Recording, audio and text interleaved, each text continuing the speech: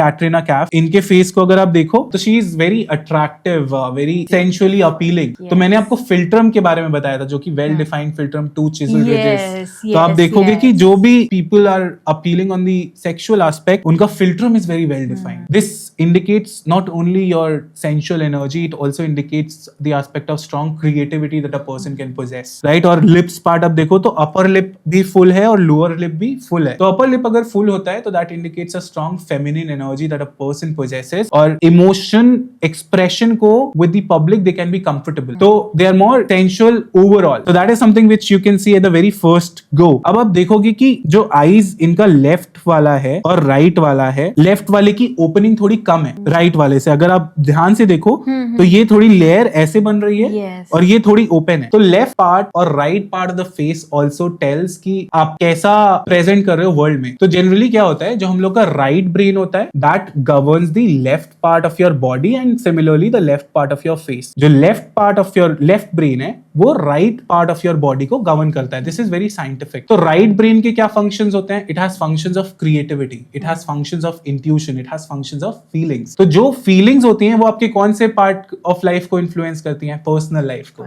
तो right brain governs left part of the face. तो आप देखोगे फीलिंग्स या personal life is marked on the left half मोर। तो लाइंस भी जनरली आप ऑब्जर्व करोगे कि लेफ्ट हाफ में मोर मार्क्ड होती हैं। तो why I am saying about all of this is कि अगर आपको किसी का लेफ्ट हाफ देखना है, that indicates about the personal life of a particular person.